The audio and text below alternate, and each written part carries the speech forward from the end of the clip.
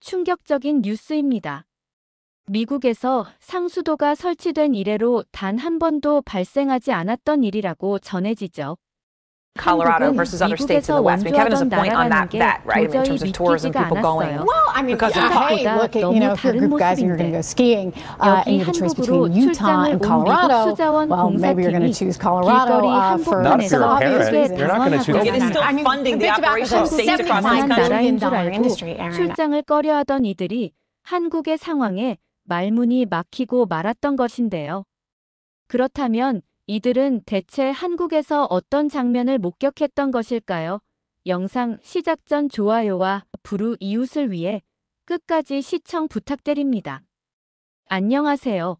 저는 워싱턴의 환경부에서 수자원 전문가로 근무하는 에린입니다.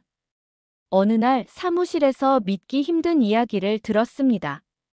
동료가 한국에 다녀온 후 한국에서는 수돗물을 그냥 마신다고 말하더군요. 처음엔 농담인 줄 알았어요. 선진국에서도 필터 없이 수돗물을 직접 마시는 경우는 드물거든요. 정말이에요. 한국 사람들은 수돗물을 끓이지도 않고 마신다니까요. 동료의 말에 고개를 절레절레 흔들었죠. 우리 부서에서도 근거 없는 도시 전설이 퍼지는구나 싶었습니다. 그런데 일주일 후 상관님이 저를 부르셨어요. 에린, 부산이라는 도시 들어봤나? 낙동강. 협력 프로젝트에 우리 부서에서 한 명이 필요한데 자네가 적임자라고 생각하네. 갑작스러운 출장 명령에 당황했지만 국제 프로젝트 경험이 필요했던 차에 좋은 기회라 생각했어요. 한국에 대해 조사하기 시작했습니다. 낙동강은 한국에서 두 번째로 긴 강이며 부산은 인구 340만의 해안 도시였어요. 정보를 찾을수록 호기심이 커졌죠. 물 관리 시스템을 배우는 것도 좋지만 현지 문화를 이해하는 것도 중요합니다. 열린 마음으로 접근해 보세요. 상관님의 조언이 의미심장하게 들렸어요. 부산에 도착한 날 습한 공기가 저를 먼저 반겼습니다. 8월의 무더위는 워싱턴보다 더 강렬했죠. 기숙사에 체크인한 후 잠시 해운대 공원을 산책했어요. 밤이었지만 거리는 놀랍도록 깨끗했고 사람들은 질서정연하게 움직였습니다. 저녁을 해결하기 위해 들어간 작은 식당에서 첫 번째 문화 충격을 경험했어요. 주문을 하자 웨이터가 생수가 아닌 보통 수돗물이 담긴 물잔을 가져다 주었습니다.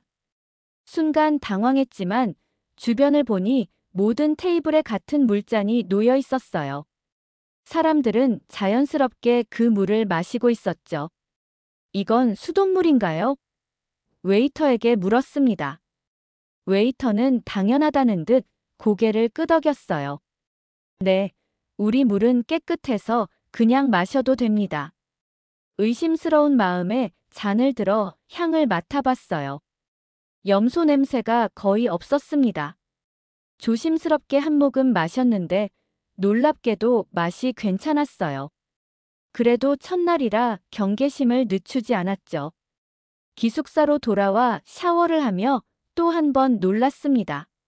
물이 미끄럽지 않았어요. 워싱턴에서는 석회질 때문에 샤워 후 피부가 건조해지곤 했죠. 하지만 여기서는 물이 부드럽게 흘러내렸고 샤워 헤드의 필터도 필요 없어 보였습니다. 침대에 누워 내일부터 시작될 프로젝트에 대해 생각했어요. 한국의 물 관리 시스템이 정말 소문대로라면 배울 점이 많을 것 같았습니다. 아직은 의심이 가득했지만 한편으로는 궁금증도 커지고 있었어요. 내일 있을 첫 회의에서 이 모든 의문이 풀릴 것이라 기대하며 잠이 들었죠. 창밖으로 보이는 부산의 밤바다를 바라보며 이방인의 설렘과 불안을 동시에 느꼈습니다. 아침 일찍 일어나 회의장으로 향했습니다. 머릿속은 복잡했어요. 어제 본 깨끗한 거리와 마신 수돗물이 계속 생각났죠. 미국에서의 고정관념과 눈앞의 현실 사이에서 혼란스러웠습니다. 회의장에 도착하자 윤재현 박사가 반갑게 맞아주셨어요. 40년 경력의 수자원국 수석연구원이신 윤 박사님은 눈가에 주름이 깊게 패인 온화한 인상의 분이었습니다. 영어를 유창하게 구사하셔서 대화하는데 어려움은 없었어요. 에린 씨, 멀리서 오느라 고생 많았습니다. 오늘은 낙동강의 역사와 현재 시스템에 대해 간략히 설명드리려고 해요. 윤 박사님의 브리핑은 예상보다 훨씬 충격적이었어요. 1970-80년대 낙동강은 심각한 오염 상태였다고 합니다. 급속한 산업화 과정에서 공장 폐수가 무분별하게 버려졌고 강은 죽어가고 있었죠. 그런데 놀랍게도 단 30년 만에 완전히 달라졌다는 겁니다. 우리는 위기를 기회로 삼았습니다. 국민들의 강한 의지와 정부의 결단, 그리고 첨단 기술의 결합이었죠. 윤 박사님은 프로젝터로 낙동강 관리 시스템을 보여주셨어요. 실시간 수위 측정, AI 기반 수질 분석, 통합관리 플랫폼까지. 미국에서도 보기 힘든 수준이었습니다. 특히 강수량 분석 시스템은 미세한 변화까지 감지해 홍수를 예방한다고 하셨어요. 이 모든 것이 시민들의 참여 없이는 불가능했을 겁니다. 그때 최명선 선생님이 입장하셨어요. 70대로 보이는 최 선생님은 40년간 낙동강 복원 운동에 참여하신 분이었습니다. 최 선생님의 이야기는 마치 한 편의 다큐멘터리 같았어요. 1980년대에는 강 냄새가 너무 심해 창문도 못 열었어요. 아이들은 피부병에 시달렸고 물고기는 떼죽음을 당했죠. 그때 주민들이 모여 우리 강을 되살리자는 운동을 시작했습니다. 최 선생님의 눈에서 강한 의지가 느껴졌어요. 시민들이 직접 수질을 측정하고 오염 기업을 감시하고 정부에 항의했다고 합니다. 처음에는 소수의 목소리였지만 점차 전국적인 운동으로 확산되었죠. 가장 큰 변화는 사람들의 인식이었어요. 강이 단순한 물줄기가 아니라 우리 삶의 일부라는 것을 깨달은 거죠. 브리핑이 끝나고 점심시간이 되었습니다. 구내식당에서 또다시 수돗물이 제공되는 것을 보며 이제는 덜 놀랐어요. 오히려 호기심이 생겼죠. 윤 박사님께 조심스럽게 물었습니다.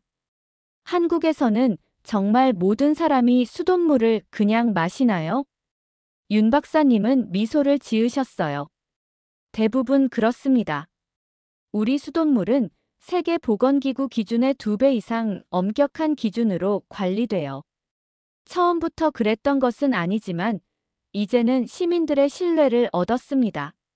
식사를 마치고 나오면서 창밖으로 낙동강이 보였어요. 어제까지만 해도 그저 물줄기에 불과했던 강이 오늘은 40년간의 투쟁과 노력의 결과물로 보였습니다. 윤 박사님과 최 선생님의 이야기가 머릿속에서 맴돌았어요. 내일은 직접 현장에 나가보는 게 좋을 것 같습니다. 시스템이 어떻게 실제로 작동하는지 보여드리죠. 자료와 이야기보다 직접 보는 것이 100마디 말보다 낫거든요. 윤 박사님의 제안에 고개를 끄덕였습니다. 아직 완전히 믿지는 않았지만 점차 한국의 물관리 시스템에 관심이 생기기 시작했어요. 내일의 현장 방문이 기대되었죠. 다음 날 아침, 하늘은 흐렸습니다. 비가 곧 내릴 것 같은 날씨였어요.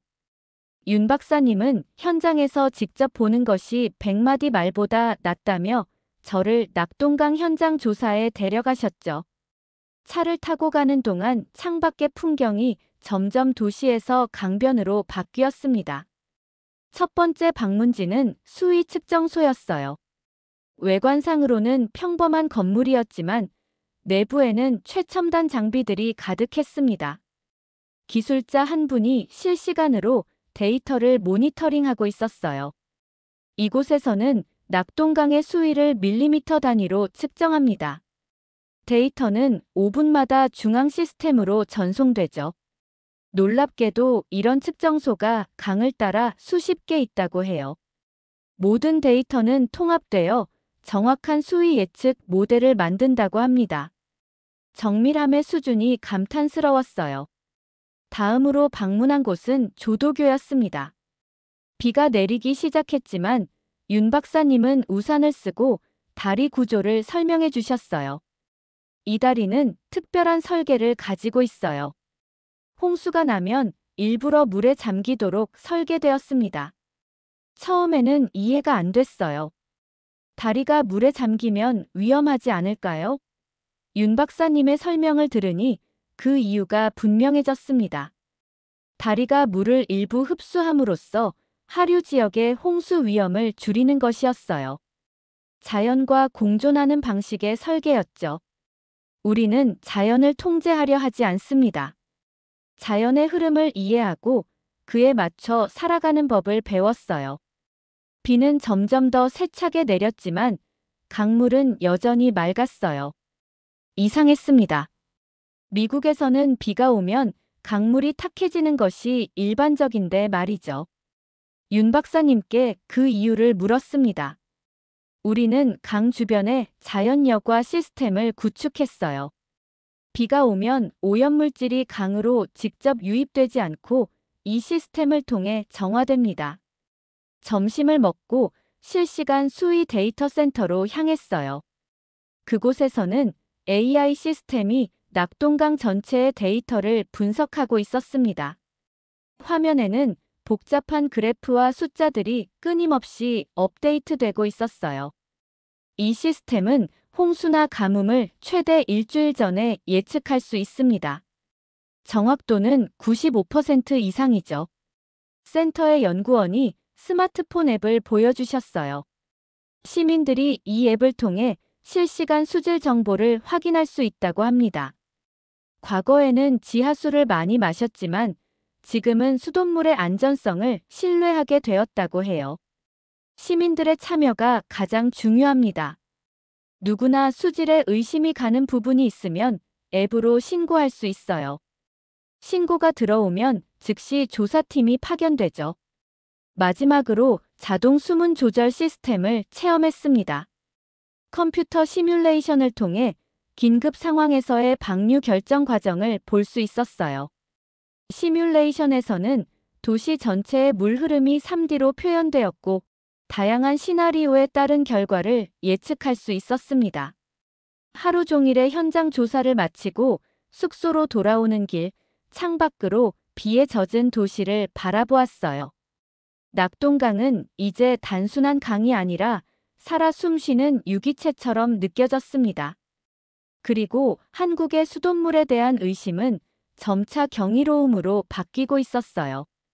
내일은 비가 더 심해질 것 같습니다. 기상청에서 장마가 본격적으로 시작된다고 예보했어요. 오히려 좋은 기회죠. 실제로 시스템이 비상시에 어떻게 작동하는지 볼 수 있을 테니까요. 윤 박사님의 말씀에 기대감이 생겼습니다. 비가 더 심해진다니 걱정도 되었지만 한편으로는 위기 상황에서 시스템이 어떻게 대응하는지 직접 볼 수 있다는 생각에 흥미가 생겼어요. 숙소에 도착해 샤워를 하며 물의 감촉을 다시 한번 느껴보았습니다. 이제는 수돗물을 한 잔 따라 마시는 것도 자연스러워졌어요. 예보대로 셋째 날은 비가 더욱 거세졌습니다. 윤 박사님은 이번 장마를 통해 낙동강 시스템이 어떻게 작동하는지 직접 볼 수 있는 좋은 기회라고 하셨어요. 빗소리를 들으며 아침을 먹고 방수 재킷을 입었죠. 오늘은 빗속에서 강변을 따라 걸으며 관찰할 예정이었습니다. 장마는 한국의 여름을 특징 짓는 기후 현상입니다. 짧은 기간에 많은 비가 집중적으로 내리죠. 윤 박사님의 설명처럼 하늘에서는 물통을 쏟아붓는 듯한 비가 내리고 있었어요. 강변에 도착하자 수위가 어제보다 눈에 띄게 높아진 것이 보였습니다. 걱정이 되었지만 윤 박사님은 침착했어요. 현재 수위는 경고 수준의 60% 정도입니다. 우리 시스템은 이보다 훨씬 더 심한 상황도 대비하고 있어요. 강변을 따라 걸으며 실시간으로 변화하는 강물을 관찰했습니다. 몇몇 저지대는 이미 물에 잠기기 시작했어요. 하지만 놀랍게도 주변 시설물들은 이를 고려해 설계된 듯 했습니다. 침수되는 공원 벤치는 방수 처리가 되어 있었고 일부 도로는 물이 고일 수 있게 설계되어 있었어요. 우리는 물과 싸우지 않습니다. 물이 흐를 곳을 만들어주는 거죠. 윤 박사님의 말씀에 도시 설계의 철학이 담겨 있었어요. 제가 알던 미국의 방식은 홍수를 막기 위해 높은 제방을 쌓고 물의 흐름을 통제하는 것이었습니다. 하지만 여기서는 물이 자연스럽게 흐르고 빠져나갈 수 있는 구조를 만든다는 것이었어요.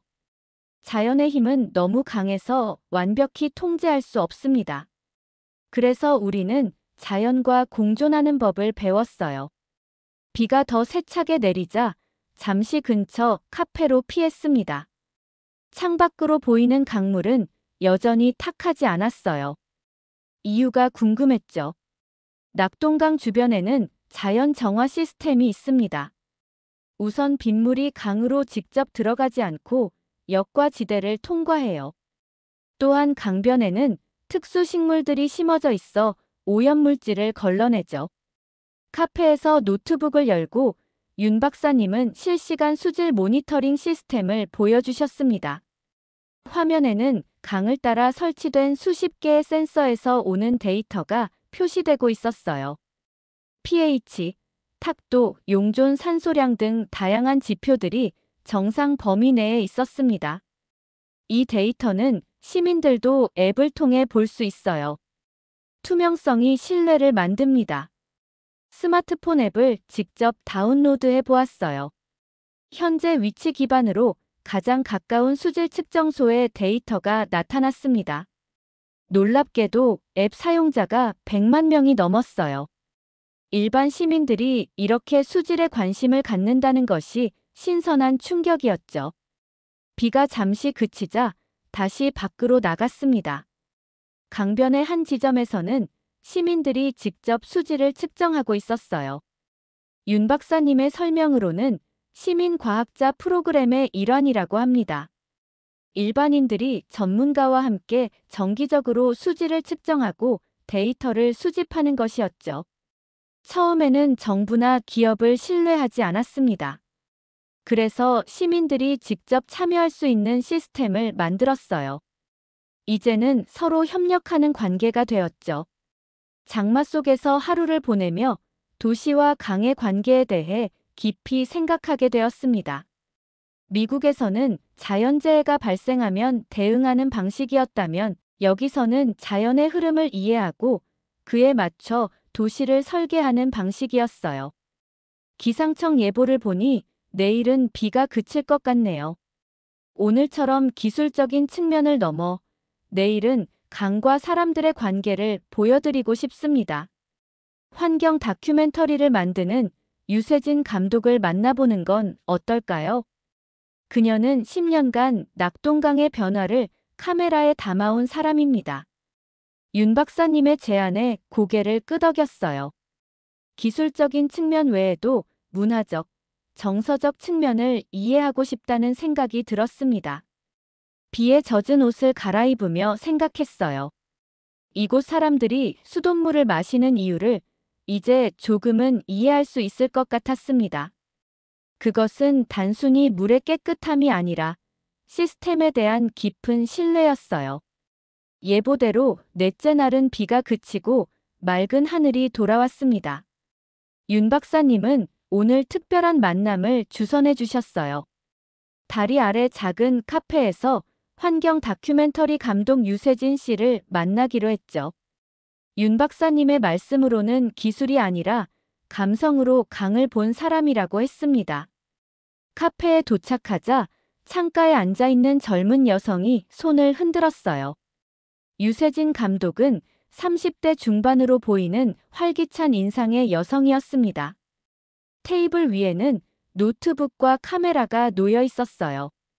에린 씨, 반갑습니다. 윤 박사님께 이야기 많이 들었어요. 미국에서 오셨다고요? 유세진 감독의 밝은 목소리에 긴장이 풀렸습니다. 그동안 만난 전문가들은 주로 과학자나 공무원이었는데 예술가와의 만남은 새로웠어요. 유세진 감독은 10년간 낙동강을 주제로 다큐멘터리를 만들어 온 분이었죠. 제 작품들을 보여드릴게요. 노트북 화면에 펼쳐진 영상은 숨이 멎을 듯 아름다웠습니다. 눈 덮인 겨울 낙동강, 장마철의 격렬한 물살, 새벽녘 물안개 피어오르는 강변, 일출과 함께 빛나는 강물까지. 같은 강이라고 믿기 어려울 정도로 다양한 표정이 담겨 있었어요. 낙동강은 계절마다, 시간마다 다른 얼굴을 보여줍니다. 마치 살아있는 존재처럼요. 유세진 감독의 말에 고개를 끄덕였어요. 기술적 설명만으로는 이해할 수 없었던 강의 모습을 영상으로 보니 새로운 차원의 이해가 생겼습니다. 특히 인상적이었던 것은 강과 사람들의 관계를 담은 장면들이었어요. 강은 살아있는 존재입니다. 유세진 감독의 이 말이 제 마음에 깊이 와닿았습니다. 미국에서는 강을 자원으로 보는 경향이 강했어요. 물을 공급하고 전기를 생산하고 폐수를 배출하는 대상으로요. 하지만 유세진 감독의 시선은 달랐습니다. 제가 처음 다큐멘터리를 시작했을 때 낙동강은 여전히 회복 중이었어요. 사람들은 강을 두려워했고 불신했습니다. 그래서 저는 강의 아름다움을 보여주기로 했죠. 사람들이 사랑하게 된 것은 지켜내려고 하니까요. 영상 속에는 강변에서 뛰노는 아이들, 낚시를 즐기는 노인들, 자전거를 타는 가족들의 모습이 담겨 있었어요. 그들의 표정에서 강에 대한 애정이 느껴졌습니다. 유세진 감독의 작품을 통해 기술적 성과 이면의 문화적, 정서적 변화를 볼 수 있었어요. 점심을 먹으며 유세진 감독은 계속해서 강에 얽힌 이야기들을 들려주었습니다. 강변 마을에 살던 할머니가 60년 만에 다시 강에서 수영을 했다는 이야기, 과거 오염으로 인해 떠났던 철새들이 돌아온 이야기 등 감동적인 순간들이었어요. 기술은 변화의 시작점이지만 결국 중요한 것은 사람들의 마음입니다. 낙동강이 살아난 건 첨단 기술 덕분만이 아니에요. 강을 사랑하는 마음이 있었기에 가능했던 겁니다. 오후에는 최명선 선생님과 다시 만날 기회가 있었어요. 유세진 감독의 소개로 이번에는 더 깊은 이야기를 나눌 수 있었습니다. 최 선생님은 40년간 강과 함께 살아온 인생을 들려주셨어요. 1970년대에는 강에서 빨래를 했어요. 그때는 깨끗했거든요. 그러다가 공장들이 들어서면서 강이 죽어갔습니다. 물고기가 떼죽음을 당하고 악취가 진동했죠. 가장 가슴 아팠던 건 아이들이 강에서 놀 수 없게 된 거예요. 최 선생님의 눈에는 그 시절의 아픔이 아직도 남아있는 듯 했습니다. 하지만 이어진 말씀에는 자부심이 담겨 있었어요. 우리가 포기하지 않았어요. 매주 수질을 측정하고 오염 기업들을 감시하고 정치인들에게 목소리를 높였습니다. 처음에는 미친 사람 취급을 받았지만 조금씩 변화가 생겼어요. 해가 질 무렵 유세진 감독과 작별 인사를 나누었습니다. 감독은 마지막으로 작은 USB를 건네주셨어요. 제 다큐멘터리입니다. 미국에 돌아가서도 낙동강을 기억해주세요. 내일은 좋은 날씨가 계속될 것 같아요. 직접 강변을 따라 자전거를 타보는 건 어떨까요? 사람들이 어떻게 강과 함께 일상을 보내는지 경험해 볼 수 있을 거예요. 윤 박사님의 제안에 흔쾌히 동의했습니다. 숙소로 돌아오는 길, 강변을 따라 걸으며 이제는 다른 눈으로 낙동강을 바라보았어요. 물 위로 비치는 석양이 강을 황금빛으로 물들이고 있었습니다. 그 아름다움 속에서 40년간의 투쟁과 회복, 그리고 사랑의 역사가 흐르고 있음을 느낄 수 있었어요. 다섯째 날도 구름 한 점 없는 맑은 날이었습니다. 윤 박사님은 오늘 하루는 제가 자유롭게 낙동강을 경험해보는 시간을 갖자고 제안하셨어요. 추천해주신 밀락수변공원에서 자전거를 대여했습니다. 강변을 따라 달리는 자전거 도로가 잘 정비되어 있었어요. 오늘은 강을 느껴보세요. 데이터와 시스템을 넘어 강의 숨결을 직접 경험하는 시간이 필요합니다. 윤 박사님의 조언을 마음에 새기며 페달을 밟기 시작했어요. 처음에는 조심스럽게 달렸지만 점차 속도를 내며 시원한 강바람을 온몸으로 느꼈습니다. 맑은 하늘 아래 반짝이는 강물이 눈부셨어요. 놀라웠던 것은 이틀 전 장마로 범람했던 도로가 완전히 깨끗하게 정비되어 있다는 점이었습니다. 어떤 곳은 물에 잠겼던 흔적조차 찾기 어려웠어요. 잠시 자전거를 세우고 주변을 관찰했죠. 이곳은 어제 물에 잠겼었나요?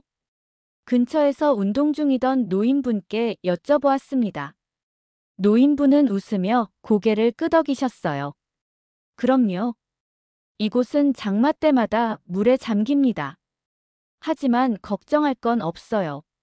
물이 빠지면 바로 청소팀이 출동하죠. 우리는 이미 익숙해졌어요. 이런 태도가 신기했어요. 미국에서라면 홍수는 재난으로 여겨지고 피해 복구에 오랜 시간이 걸렸을 텐데 말입니다. 하지만 이곳 사람들은 자연의 흐름을 받아들이고 그에 맞춰 신속하게 대응하는 시스템을 갖추고 있었어요. 자전거를 계속 타고 가다 보니 과거 정수장을 복원한 수원지 공원에 도착했습니다. 1920년대에 지어진 건물이 아름답게 보존되어 있었어요. 안내판에 따르면 이곳은 부산 최초의 정수시설이었고 이제는 역사적 가치를 인정받아 공원으로 재탄생했다고 합니다. 공원 내부를 둘러보며 부산의 수돗물 역사를 배울 수 있었어요. 100년 전에는 물을 길어 나르는 물장수가 있었고 집집마다 우물을 사용했다고 합니다. 정수시설이 생긴 후에도 오랫동안 수질 문제로 고생했다는 내용이 전시되어 있었어요. 지금의 수돗물 품질은 하루아침에 이루어진 것이 아닙니다. 여러 세대에 걸친 노력의 결실입니다. 전시관 해설사의 말씀이 가슴에 와닿았어요. 현재의 성과 뒤에는 긴 역사와 끊임없는 개선 노력이 있었던 거죠. 수원지 공원을 나와 다시 자전거를 타고 강변을 따라 이동했습니다. 강변에는 다양한 사람들이 저마다의 방식으로 강을 즐기고 있었어요. 아이들은 물놀이 시설에서 즐겁게 뛰어놀고 노인들은 그늘에서 바둑을 두고 있었습니다. 가족들은 돗자리를 펴고 피크닉을 즐기고 있었어요. 강은 이 도시 사람들의 일상에 자연스럽게 녹아 있었습니다. 한 구간에서는 낚시를 하고 있는 중년 남성들이 눈에 띄었어요. 호기심에 다가가 무슨 물고기가 잡히는지 물어보았습니다. 잉어, 메기, 가물치 등이 잡힙니다. 예전에는 상상도 못했죠. 강이 죽었었으니까요. 이제는 다시 물고기가 돌아왔어요.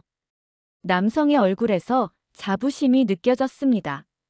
물고기가 돌아온 것은 생태계 회복의 명백한 증거였고 그것은 이 남성에게 개인적인 승리처럼 느껴지는 듯 했어요. 자전거 도로를 따라 계속 달리다 보니 한 표지판이 눈에 들어왔습니다. 연탄길이 자전거 도로로 과거 이 길은 연탄을 나르던 길이었다고 해요. 공업도시였던 부산의 상징이었던 연탄길이 이제는 시민들의 여가 공간으로 바뀐 것이죠. 해가 질 무렵 자전거를 반납하고 강변에 잠시 앉아 하루를 정리했습니다. 기술적인 설명이나 데이터를 넘어 오늘은 정말로 강을 경험한 하루였어요. 시민들과 어우러진 강의 일상, 역사적 변화, 그리고 자연과 공존하는 도시의 모습을 직접 보고 느낄 수 있었습니다. 내일부터는 보고서 작성을 시작해야겠어요. 여기 계신 분들의 이야기도 더 들어보고 싶습니다.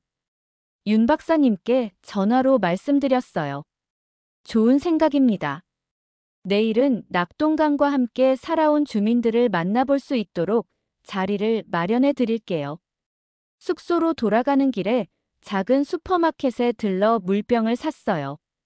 이번에는 생수가 아닌 수돗물을 담을 텀블러를 구입했습니다. 이제는 한국의 수돗물을 마시는 것이 자연스러워졌어요. 오늘 본 모든 것들이 그 물에 담겨 있다고 생각하니 특별한 의미로 다가왔습니다. 프로젝트 기간이 절반을 지나고 이제는 수집한 자료와 경험을 정리할 시간이었습니다. 윤 박사님은 오늘 하루는 제가 현지 주민들을 만나 이야기를 들어보는 시간을 가지라고 제안하셨어요. 낙동강과 함께 살아온 사람들의 생생한 경험이 보고서에 깊이를 더해줄 거라는 생각이었죠. 첫 번째로 만난 분은 70대 김영호 할아버지였습니다. 김할아버지는 평생을 낙동강변 마을에서 농사를 지으며 살아오셨어요. 제가 어릴 적에는 강에서 수영도 하고 물고기도 잡고 그랬어요. 물이 정말 맑았거든요. 그런데 1970년대부터 공장들이 들어서면서 강이 죽어갔습니다. 물고기도 사라지고 냄새가 너무 심해 창문도 못 열 정도였죠. 할아버지의 눈에는 그 시절의 아픔이 아직도 선명했어요. 하지만 이어진 이야기에는 희망이 담겨 있었습니다. 우리 마을 사람들이 포기하지 않았어요. 매주 강으로 가서 수질을 측정하고 이상한 점이 있으면 바로 신고했습니다. 처음에는 관심도 없던 공무원들이 나중에는 우리말에 귀를 기울이기 시작했죠. 김할아버지는 지난 50년간 강의 변화를 직접 목격한 산증인이었어요. 그분의 이야기를 들으며 포토맥 강과 낙동강의 차이점에 대해 생각했습니다. 미국에서는 정부와 시민 사이에 확실한 경계가 있었지만 여기서는 시민들이 적극적으로 참여하며 변화를 이끌어왔다는 점이 달랐어요. 두 번째로 만난 이소영 씨는 40대 주부였습니다. 이 씨는 어린 시절 강변 공장에서 일하셨던 부모님을 기억하고 있었어요. 부모님은 매일 공장 폐수 냄새를 맡으며 일하셨어요. 집에 돌아오면 옷에서 화학약품 냄새가 났죠. 그때는 그게 당연하다고 생각했습니다. 경제 발전을 위해 감수해야 하는 것이라고요. 이 씨의 이야기는 산업화 시대의 아픔을 담고 있었어요. 경제 발전과 환경 보호 사이의 갈등은 어느 나라나 겪는 문제지만 한국은 그 과정을 매우 압축적으로 경험했던 것 같았습니다.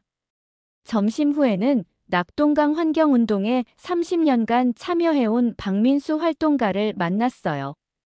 박 활동가는 지역사회와 정부, 기업 사이의 갈등과 협력 과정을 생생하게 들려주었습니다. 초기에는 대립이 심했습니다. 기업들은 환경 규제가 경제 성장을 방해한다고 생각했고 정부는 중간에서 어정쩡한 입장이었죠. 하지만 결정적인 변화가 있었어요.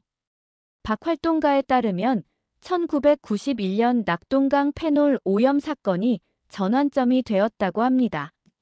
강 상류의 공장에서 유출된 페놀로 인해 수백만 명의 식수가 오염되었던 사건이었어요. 이 사건 이후 환경에 대한 인식이 근본적으로 바뀌었다고 해요. 오후에는 수집한 모든 자료와 인터뷰 내용을 바탕으로 첫 보고서 초안을 작성했습니다. 단순한 기술 분석이 아니라 강과 사람들의 이야기를 담은 보고서를 만들고 싶었어요.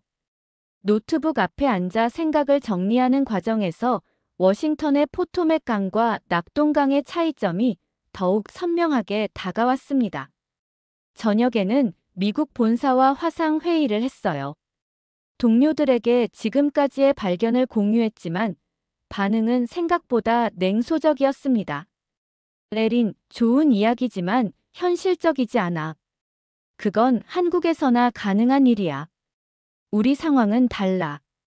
동료의 말에 잠시 낙담했지만 곧 마음을 다잡았어요. 제가 본 것은 현실이었고 미국에서도 배울 점이 많다고 생각했습니다. 변화는 가능하다는 믿음이 생겼어요. 다음 주에 부산에서 국제수자원 포럼이 열린대요. 에린 씨가 지금까지 보고 느낀 것들을 발표해보는 건 어떨까요? 다른 나라 전문가들과 의견을 나눌 좋은 기회가 될 거예요. 윤 박사님의 제안에 놀랐습니다. 국제 포럼에서 발표라니 부담스러웠지만 한편으로는 제 경험을 나눌 수 있는 좋은 기회라고 생각했어요. 고민 끝에 수락했습니다. 숙소 근처 공원을 산책하던 중 할아버지와 손자가 함께 노는 모습이 눈에 들어왔어요.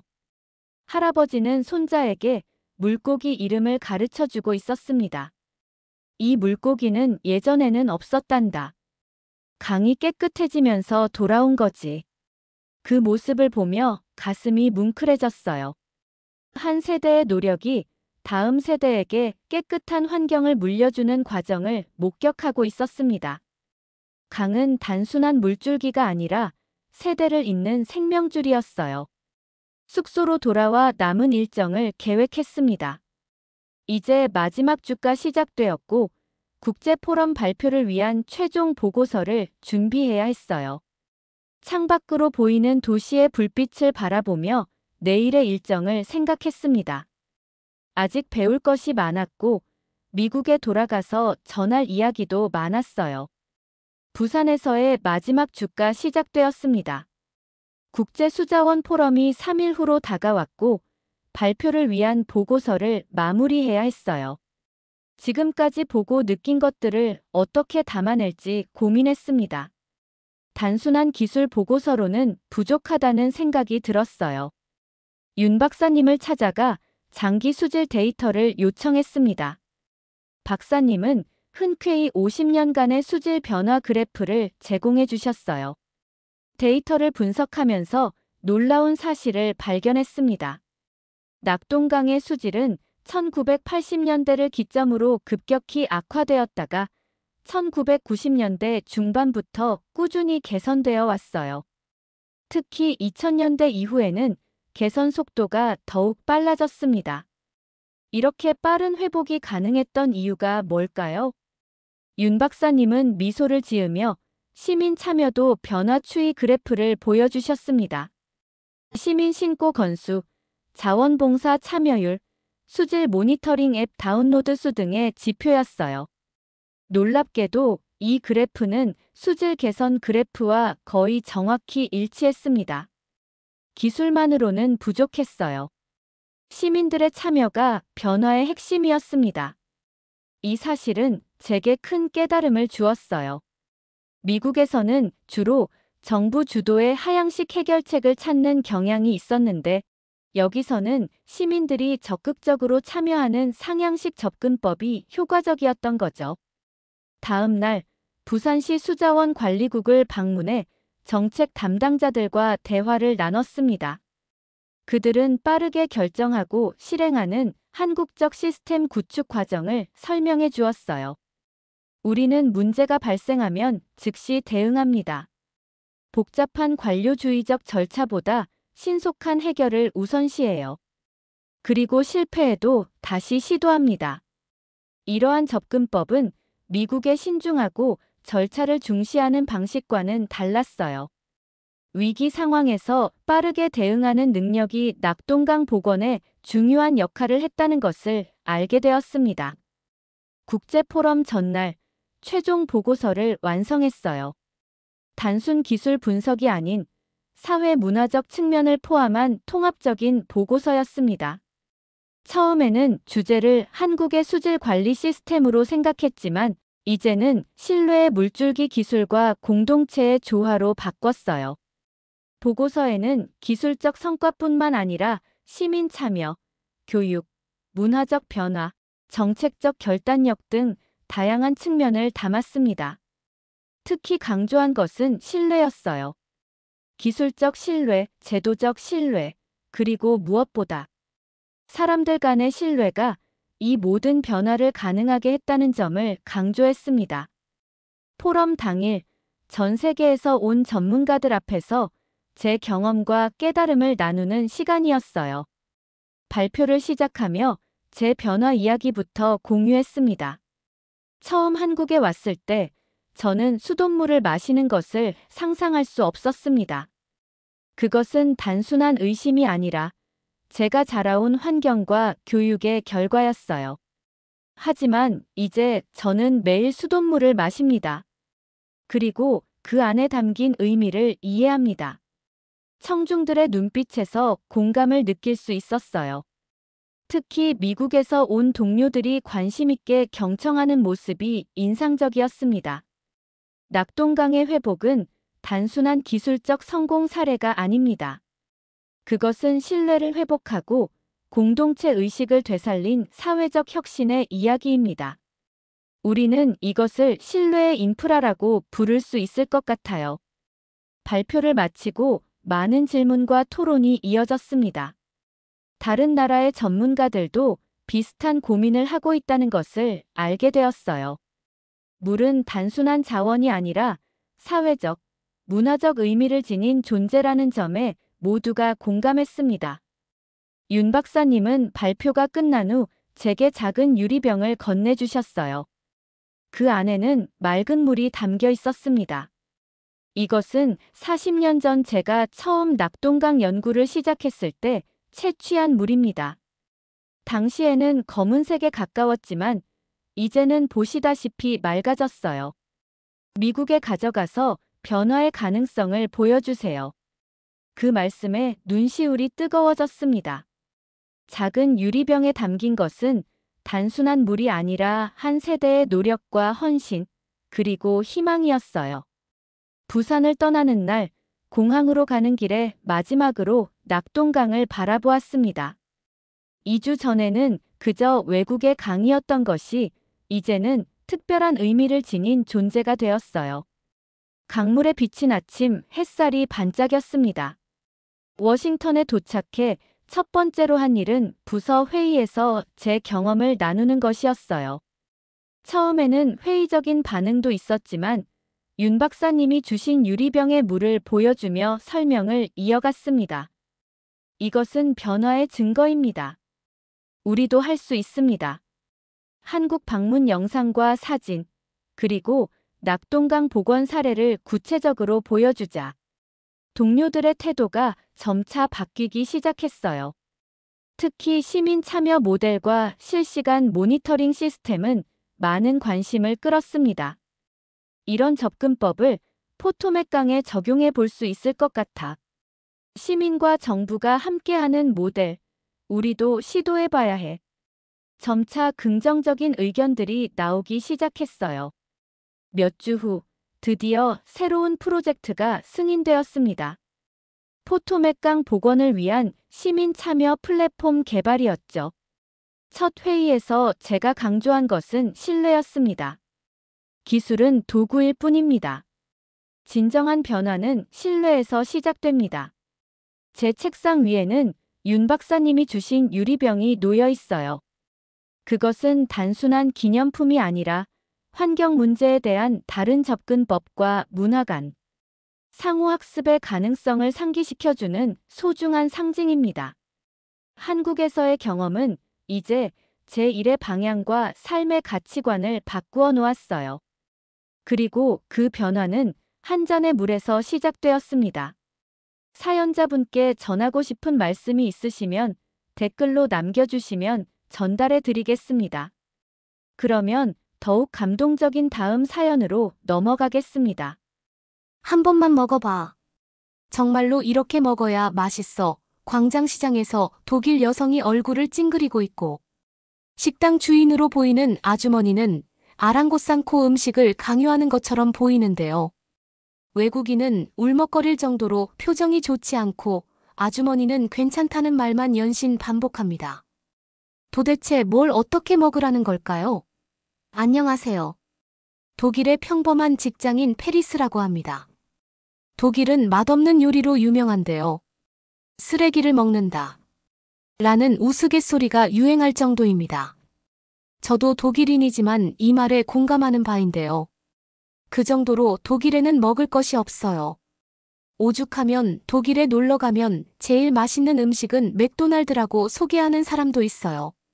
정어리 파이 돼지 피를 넣어 만든 블랙 푸딩 맛없는 음식을 줄 세우게 하는 게 쉬울 정도예요. 하지만 직장을 다니다 보면 지치고 힘들어서 맛있는 음식으로 피로를 풀고 싶게 마련인데요.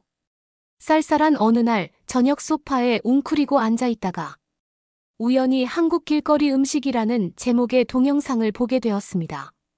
선명한 색감과 독특한 음식들이 순식간에 제 눈을 사로잡았습니다. 김치전 매콤한 떡볶이 지글지글 바비큐 등 군침이 도는 영상을 너클 잃고 지켜봤죠. 길거리 음식을 먹으려고 사람들이 줄을 서 있었고 위생도 아주 깨끗했습니다. 저는 당장 저걸 먹지 못하면 죽을 것 같았어요. 런던의 서울 플라자라는 곳에서 떡볶이와 불고기 한국 재료들까지 팔고 있었어요. 저는 당장 움직였습니다. 제가 이곳에 온 이유는 단 한 가지 떡볶이를 먹어보기 위해서였습니다. 저는 마치 다른 세계에 들어온 것 같은 기분을 느끼며 주위를 둘러보았습니다. 떡볶이 접시가 도착하자 저는 참을 수가 없었어요. 완벽한 원통형 떡에서 김이 모락모락 피어오르고 매콤하고 윤기나는 소스가 묻어나는 선명한 빨간색의 떡볶이였죠. 매콤한 고추장과 달콤한 향이 섞인 진하고 감칠맛 나는 향이 느껴졌습니다. 한 입 베어 물자 풀에하는 눈을 감고 그 풍미에 몸을 맡겼습니다. 떡볶이는 쫄깃하고 부드러우며 매운맛이 천천히 올라오면서 여운을 남기는 놀라운 맛이었습니다. 단맛, 매운맛, 짭조름한 맛이 완벽한 조화를 이루며 이전에 맛본 것과는 전혀 달랐습니다. 그 순간 프레이하는 만감이 교차하는 것을 느꼈습니다. 새로운 것을 시도한다는 설렘, 예상치 못한 맛의 조화에 대한 즐거움. 이제 막 접하기 시작한 문화에 대한 유대감 등이 있었습니다. 부터 한식과 사랑에 빠졌어요. 호기심이 발동한 저는 더 알아보기로 결심했습니다. 서울 플라자 진열대에는 고추장, 된장, 김치 등 들어본 적도 없는 식재료가 진열되어 있었어요. 저는 한국 요리를 직접 해보고 싶다는 생각에 몇 가지 재료를 집어들었습니다. 제가 처음 시도한 요리는 비빔밥이었어요. 레시피를 그대로 따라 볶은 채소와 소고기, 그리고 가장 중요한 달걀 프라이를 밥 위에 조심스럽게 얹었던 기억이 납니다. 하지만 요리의 생기를 불어넣은 것은 매콤한 고추장이었습니다. 모든 재료를 한데 섞어 한 입 베어 물자마자 그 맛에 푹 빠졌습니다. 맛은 대담하고 생생하면서도 조화롭게 균형을 이루고 있었어요. 정말 놀라운 맛이었죠. 배우면 배울수록 한식의 본고장에서 한식을 경험하고 싶다는 열망이 커졌습니다. 이 재료들이 어디에서 왔는지, 전통적으로 어떻게 만들어졌는지, 한국에서 직접 맛보는 한식은 얼마나 맛있을까? 라는 생각이 머릿속에 가득 찼어요. 그래서 몇 달 동안 저축하고 계획한 끝에 서울행 비행기를 예약했습니다. 출국 날짜가 다가올수록 설렘이 커졌습니다. 한국만 바라보면서 살았어요. 한국에서의 모험은 인천공항에서 비행기를 내리는 순간부터 시작되었습니다. 새로운 소리와 광경, 냄새, 교양곡이 하늘을 가득 채웠습니다. 저는 한국의 심장부인 서울에 도착했고 한국의 미식 세계로 뛰어들 준비가 되어 있었습니다. 처음으로 먹을 음식은 제육볶음이었어요. 기사식당에서 먹는 음식을 먹고 싶었거든요. 저는 미리 찾아놨던 기사식당에 들어갔어요.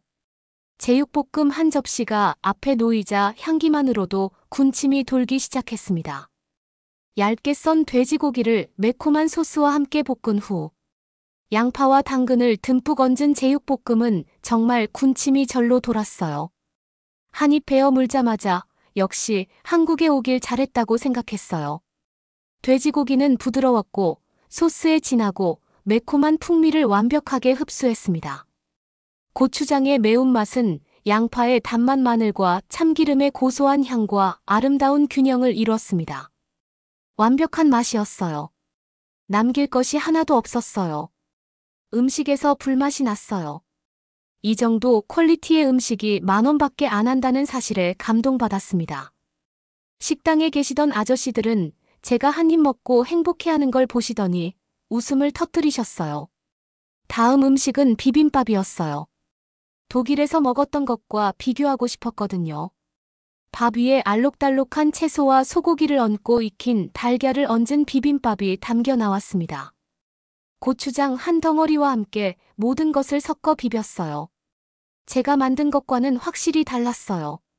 고추장의 맛이 달랐거든요. 고추장에서 단맛과 감칠맛이 동시에 느껴졌어요. 자세히 보니까 고추장에도 소고기가 들어있었어요. 이걸 볶음 고추장이라고 하더라고요. 역시 와서 먹길 잘했다는 생각이 들었어요. 그 후 며칠은 요리 탐험의 소용돌이였습니다. 네온사인이 켜진 서울의 거리를 돌아다니며 포장마차에 들러 매콤한 떡볶이부터 달콤한 호떡까지 다양한 음식을 맛보았습니다. 한 입 먹을 때마다 새로운 맛과 식감을 느낄 수 있었습니다. 기억에 남는 경험 중 하나는 광장시장 방문이었습니다. 미로 같은 포장마차들이 즐비했고 각기 다른 한국의 맛을 선보였습니다. 저는 상인들이 자신의 특산품을 전문적으로 준비하는 모습을 경외심에 찬 눈으로 지켜보았습니다. 저는 갓 구워 겉은 바삭하고 속은 부드럽고 고소한 빈대떡을 먹었습니다. 하지만 광장시장에 온 이유는 따로 있었어요. 바로 순대와 떡볶이를 같이 먹기 위함이었죠. 독일에는 블랙푸딩이라는 돼지피를 넣어서 만든 소시지가 있는데 순대도 돼지피가 들어갔다고 했거든요. 첫인상은 무서웠어요. 시커먼 색밖에 없었거든요. 그리고 당면이 조금 징그러웠습니다. 순대는 김이 모락모락 나는 뜨거운 상태로 한 입 크기로 썰어서 작은 소금 한 접시와 함께 제공되었습니다.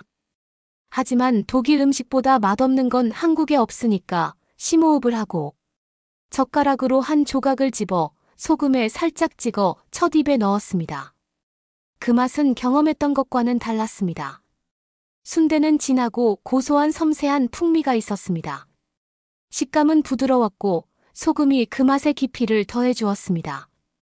독일이 돼지피로 블랙푸딩 같은 음식을 만들 동안 한국은 이렇게나 맛있는 음식을 만들었다는 사실이 놀라웠어요. 저는 떡볶이 국물에 순대를 찍어 먹었어요. 드라마를 보면 다들 이렇게 먹었거든요. 이건 또 다른 맛이었어요. 떡볶이 국물의 맵고 달달함과 순대의 고소함이 너무 잘 어울렸어요. 한국은 같은 음식도 이렇게 다양하게 먹을 수 있다니 너무 행복했어요. 서울의 미식 풍경을 탐험하면서 식사 문화가 극명하게 대비되는 것을 발견했습니다.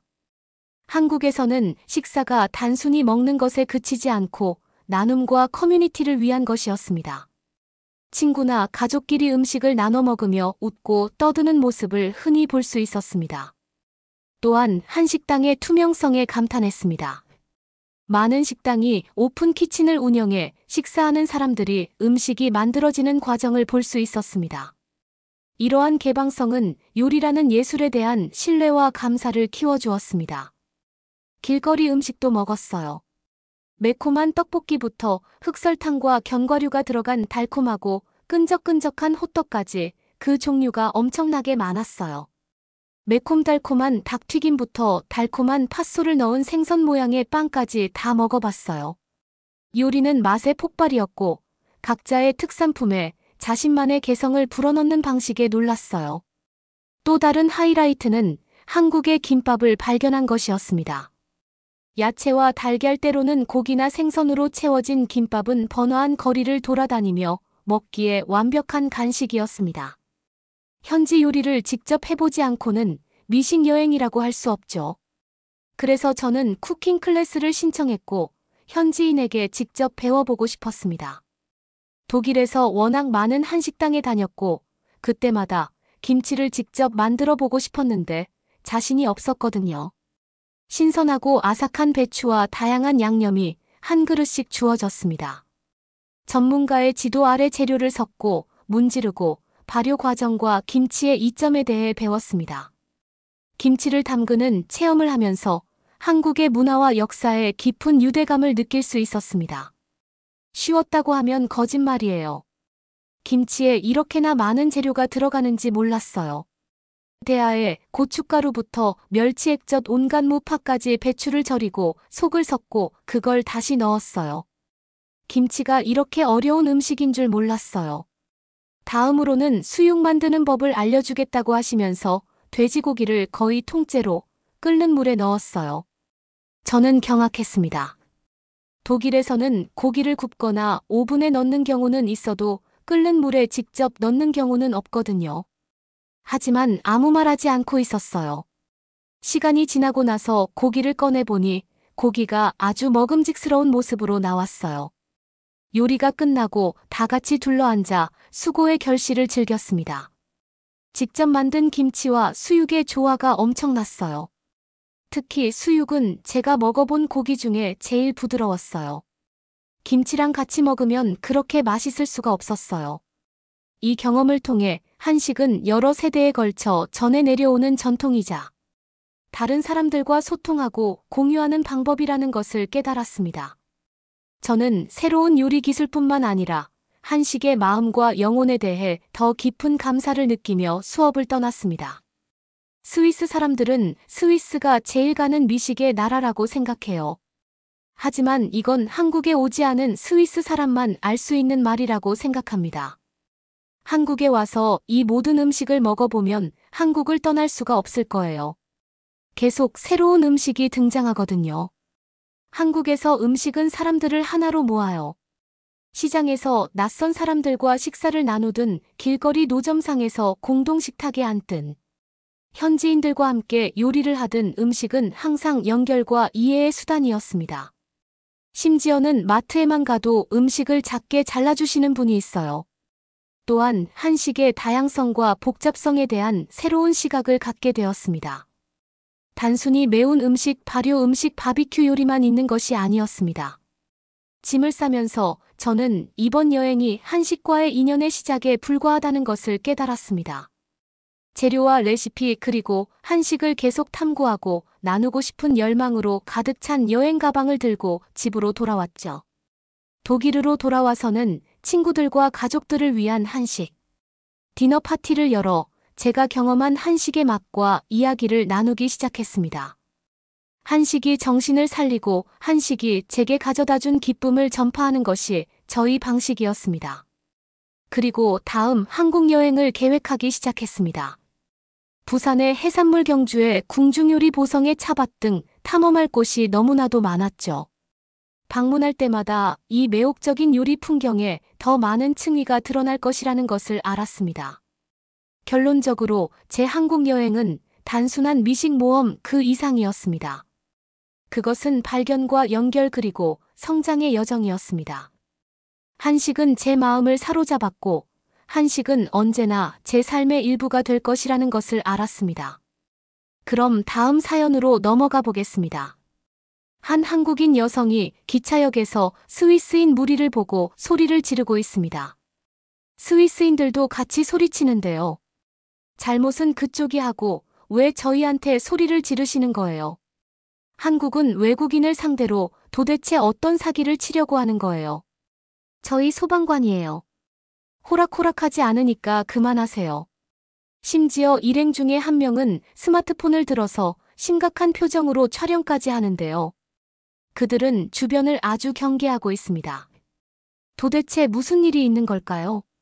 저는 라파엘이라고 하는데요. 스위스에서 소방관을 하려고 소방학교에 재학 중입니다. 한국에서의 놀라운 첫날에 대해 말씀드리려고 왔습니다. 솔직히 한국에 왜 가냐고 물어보시면 아시아가 궁금했습니다. 동료인 프레드릭은 일본에 가본 적이 있었고 다른 동료인 자드는 중국에 가본 적이 있었어요. 그래서 이번엔 한국에 가보자고 한 것이었죠. 저희는 한국에서 사실 로맨스도 좀 기대했어요. 스위스인은 스위스인의 외모에 대한 자부심이 있으니까요. 인천공항에 들어서는 순간 마치 미래 세계로 걸어 들어가는 것 같았습니다. 스위스에 있을 때는 그다지 인상적이지 않은 공항에 익숙했거든요. 하지만 이곳은 현금뿐만 아니라 다양한 서비스를 제공하는 ATM이 곳곳에 있었습니다. 저희는 마치 사탕 가게에 온 어린아이처럼 신기한 듯 눈을 크게 뜨고 있었습니다. 와, 이것 좀 봐요. 저는 거의 믿기지 않는 듯 중얼거렸습니다. 마치 공상과학 영화에서나 나올 법한 장면이네요. 스위스에서 ATM은 현금을 인출하는 것만 하면 끝입니다. 하지만 한국에서는 이 기계가 모든 것을 할 수 있는 것 같았어요. 터치스크린을 만지작거리니 익숙했던 것보다 훨씬 반응이 빨랐습니다. 공과금, 납부, 송금, 영화 티켓 예매까지 할 수 있네. 저는 화면의 옵션을 읽으며 큰 소리로 중얼거렸습니다. 지나가던 행인이 제가 왜 기계와 대화하는지 궁금한 듯 호기심 어린 눈빛을 보냈습니다. 저는 혼자 껄껄 웃으며 카드를 넣었습니다. 어떻게 작동하는지 보자. 화면에는 다행히도 영어로 된 지침이 표시되었습니다. 저는 사용자 친화적인 인터페이스에 감탄하며 모든 것을 생각했구나라고 속삭였습니다. ATM 절차는 매끄러웠고 집에서 했던 어떤 거래보다 빨랐습니다. 그런데 그 순간 문제가 생겼어요. ATM기가 카드를 먹은 것이었어요. 저희는 다급하게 정해진 번호로 전화를 했어요. 전화를 하면서도 돌아가서 카드를 다시 발급받을 생각에 머리가 깨질 것 같았죠. 얼마나 많은 것을 제출해야 하며 얼마나 많은 절차를 밟아야 하나. 그러자 놀라운 일이 벌어졌어요. 경쾌한 발걸음 소리가 들려왔습니다. 돌아보니 한 명의 유지보수 작업자가 공구를 손에 들고 이미 현장에 도착해 있었습니다. 정말 10분도 안 되는 시간이었어요.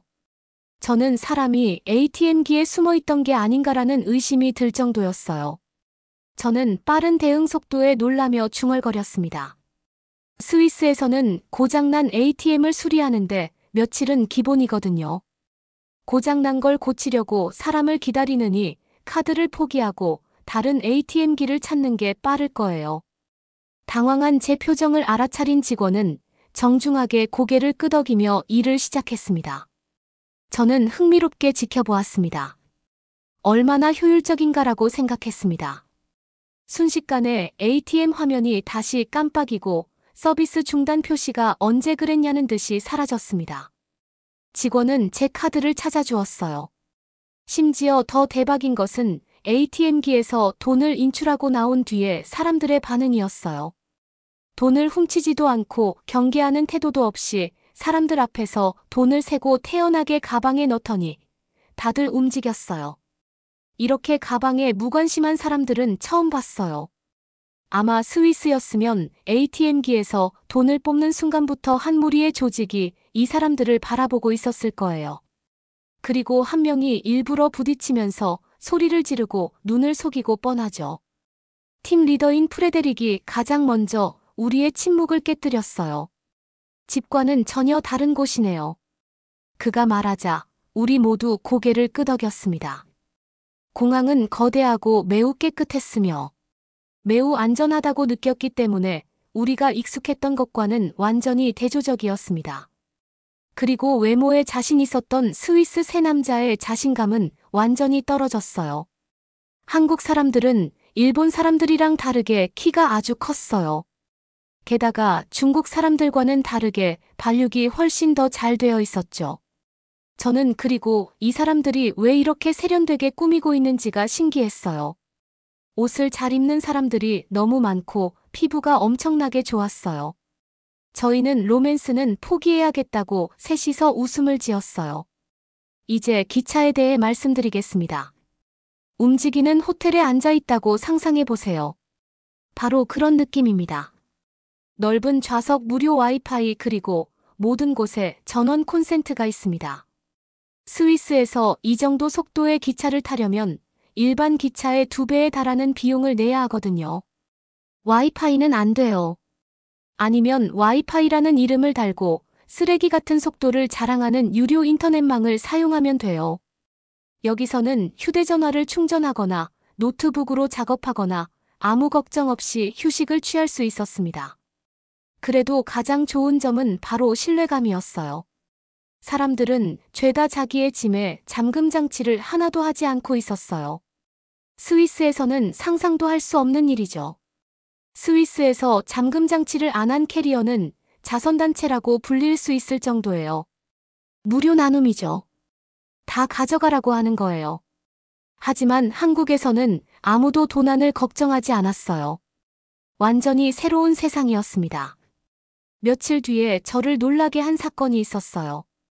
저희가 에스컬레이터를 타려고 하는데 통화를 하면서 지나가던 한 한국 여자분이 제 옷에 커피를 쏟았어요. 저는 순간적으로 좀 짜증이 났습니다. 여자분은 자기가 더 놀란 것처럼 소리를 질렀어요.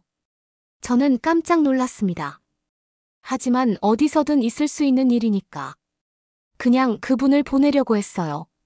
사실 좀 무서운 것도 있었어요. 스위스 관광지에서 이런 일이 있다는 건 일부러 옷을 뺏어가거나 혹은 옷에 있는 지갑을 뺏어가려고 조직적으로 움직이는 것일 수도 있거든요. 그래서 저는 더욱더 빨리 이 사람을 보내려고 한 거예요.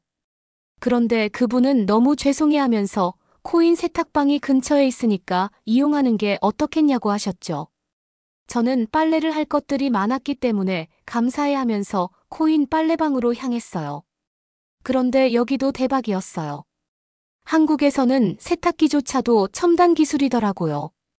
호스텔의 세탁기가 고장나서 동전으로 작동하는 빨래방에 갔어요. 현금이 없나요? 문제 없어요. 빨래방에 있는 세탁기들은 섬유 유연제까지 자동으로 넣었어요. 빨래방은 냄새도 좋고 따뜻하고 거의 거기서 생활을 해도 될 수준이었어요. 빨래만 하는 게 아니었어요. 무료 간식, 커피, 공용 노트북 등 빨래를 하는 장소라기보다는 멋진 아지트 같은 곳이었어요. 스위스에서 빨래방은 그다지 매력적이지 않다고 할 수 있습니다. 저는 커피를 들고 주변을 둘러보았습니다. 정말 세심하게 배려하는구나. 저는 그 세심함에 감탄하며 중얼거렸습니다. 하지만 제 마음을 사로잡은 것은 구석에 있는 게임 콘솔이었습니다. 사람들은 빨래를 건조기에 돌리는 동안 비디오 게임을 하고 있었습니다. 코인 세탁소 주인이 빨래를 기다리는 시간을 고려해서 게임기까지 가져다 놓은 것이었어요. 게임 콘솔이 있는 PC방이라고 소문이 나면 아마 일주일 내로 코인 빨래방의 유리창이 다 깨져 있을 거예요. 팔아서 돈을 벌려고 하는 도둑들이 많으니까요. 스위스에서 빨래방에서 시간을 보낸다는 것은 휴대전화를 들여다보거나 멍하니 벽을 바라보는 것을 의미하거든요. 하지만 이곳에서는 사람들이 실제로 시간을 보내는 커뮤니티 공간과 같았습니다. 이러한 경험은 사소하게 들릴지 모르지만 우리의 눈을 해주었습니다. 한국은 단순히 발전된 나라가 아니라 공동체의 신뢰와 안전이 삶의 방식인 곳이었죠. 한국을 단순한 휴양지가 아닌 언젠가 고향으로 삼고 싶은 곳으로 생각하기 시작했습니다. 이상하게 한국에 오고 나니까 잠이 잘 오더라고요. 이 경험을 프레드릭한테 말했더니 프레드릭도 그렇다고 했어요. 뭐가 차이인 거야? 했더니 프레드릭이 바닥이 다르다고 하더라고요. 생각해보니까 그랬어요. 신발을 신고 들어가서 낡고 더러운 스위스의 바닥과는 달랐어요. 아주 위생적이었죠. 이건 정말 다르구나 라고 생각했습니다. 스위스에서는 침대와 중앙난방에 익숙해져 있는데 이곳에서는 바닥 자체가 난방이 되더군요. 바닥에서 자는 것이 신기하기도 하고 약간 회의적이기도 했지만 온돌은 기분 좋게 따뜻하고 포근했어요. 깨끗하고 따뜻한 온돌 바닥에 자리를 잡고 물 사이로 은은하게 스며드는 온기를 느끼며 잠자리에 들었습니다. 편안하네. 나는 혼잣말로 속삭였어요. 너무 덥지도 춥지도 않은 적당한 온기가 느껴졌어요. 바닥이 저를 부드럽게 안아주는 듯한 느낌이 들었고 오랜만에 긴장을 풀고 있는 제 자신을 발견했습니다. 그곳에 누워있는 동안 저는 이곳의 청결함에 감탄하지 않을 수 없었습니다. 스위스에서는 바닥에서 잠을 잔다고 하면 먼지와 오물에 대한 걱정 때문에 눈살을 찌푸릴 수도 있습니다. 하지만 이곳은 티끌 하나 없이 깨끗해서 편안함을 더했습니다. 온돌의 부드러운 열기는 곧 저에게 마법을 부렸습니다. 스위스에 있을 때도 항상 숙면을 취하는데 어려움을 겪었거든요. 하지만 이곳에서는 따뜻하고 포근한 온돌에서 쉽게 잠이 들었습니다. 이제 익숙해질 수 있겠어. 저는 중얼거리며 잠이 들었습니다. 그날 밤 저는 몇 년 만에 가장 푹 잘 수 있었습니다. 다음 날 아침에 일어났을 때 저는 상쾌함과 활력을 느꼈습니다. 온돌은 정말 다르네요. 너무 편안해서 다음 날 이불에서 나오고 싶지가 않을 정도였어요. 한국에서 어느 날 저녁 저는 말로만 듣던 치맥을 처음 경험했습니다. 치킨과 맥주의 조합인 한국의 치맥이었습니다. 맛있는 음식을 많이 먹어봤지만 이번 치맥은 완전히 다른 느낌이었어요. 들어가는데 재미있는 일이 있었어요. 저희가 자리에 앉아 우리가 3명이라는 것을 안 직원은 우리 테이블에 빈 의자가 있는 것을 발견했습니다. 그녀는 미소를 지으며 걸어가더니 커다란 봉지에 인형을 들고 돌아와 빈 의자에 조심스럽게 올려놓았습니다. 이제 한 분이 짝이 없어서 외롭지는 않겠네요. 그녀가 행복하게 말했습니다. 저는 웃음을 참을 수 없었습니다.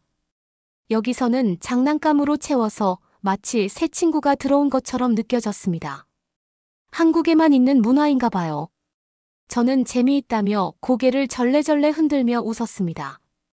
크고 푹신한 곰인형은 활짝 웃으며 마치 일원인 것처럼 우리 테이블에 앉았습니다. 친구들과 저는 즐거운 눈빛을 주고받았습니다. 오늘 밤에 새 멤버가 생긴 것 같네요. 제가 농담을 던졌습니다.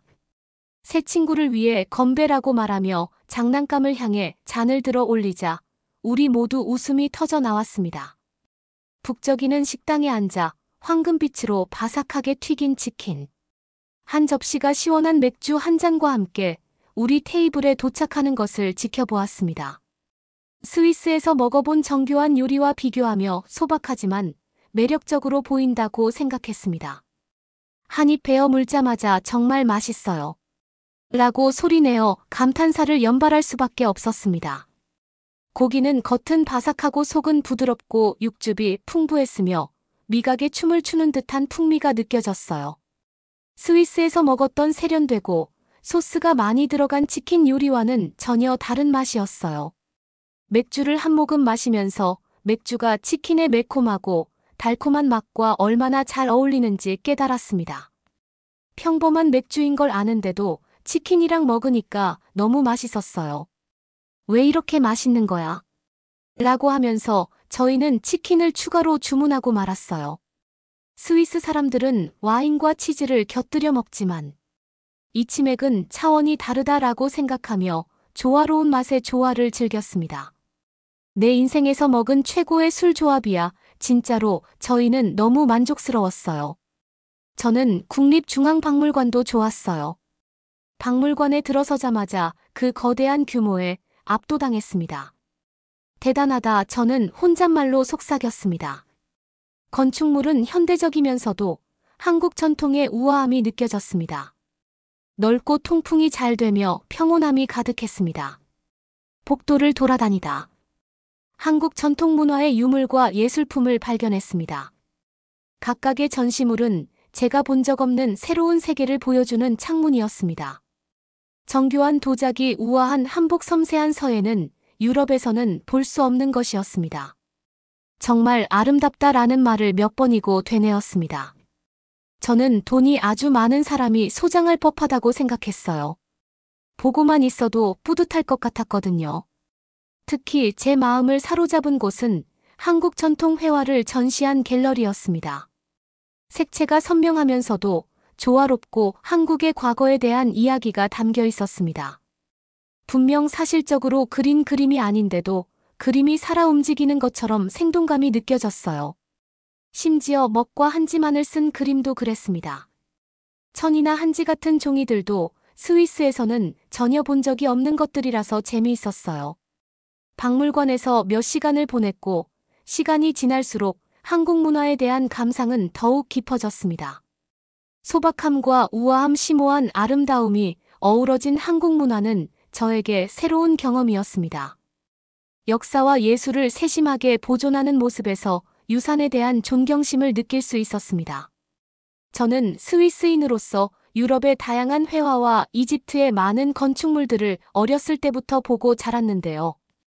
박물관을 나오면서 저는 풍요로움과 영감을 느꼈습니다. 한국의 전통 문화는 정말 숨겨진 보석이다. 라는 생각이 들었습니다. 한국에서의 시간이 끝나갈 무렵 제가 경험했던 놀라운 여정을 되돌아보게 되었습니다. 공항에 서서 스위스로 돌아가는 비행기를 기다리는 동안 저는 깊은 감사와 함께 우울한 감정이 교차하는 것을 어쩔 수 없었습니다. 한국은 정말 여러모로 저를 놀라게 했어요. 저는 혼자 생각했습니다. 한국에서 느낀 안전은 한국에서 경험했던 것과는 전혀 달랐습니다. 밤거리를 걷거나 효율적인 대중교통을 이용하거나 카페에 물건을 두고 내릴 때 등 모든 순간이 한국 사회가 얼마나 안전하고 신뢰할 수 있는 곳인지 깨닫게 해주었습니다. 스위스에서는 문화와 환대에 대한 자부심이 대단하지만 한국의 공동체 의식과 배려심은 또 다른 차원의 것이었습니다. 시장의 친절한 직원들, 도시를 깨끗하고 효율적으로 관리하는 부지런한 사람들, 그리고 이를 유지하는 한국 사람들까지 제가 만난 모든 사람들이 제 여행에 특별한 무언가를 더해 주었습니다. 공항에 탑승 안내 방송이 울려 퍼지자 가슴이 찡해지는 것을 느꼈습니다. 이곳이 그리울 거야. 저는 속삭였습니다. 한국은 저에게 단순한 여행지가 아니라 안전과 존중, 공동체를 중시하는 문화에 대해 눈을 뜨게 하는 경험이었기 때문입니다. 저는 제가 공무원이라서 타국에서 일할 수 없는 것에 대한 슬픔을 느꼈어요. 반드시 한국에 다시 와야겠다고 생각했죠. 다음에 한국에 오게 되면 가장 길게 와서 한국의 모든 것들을 흡수해 가야겠다고 생각했어요.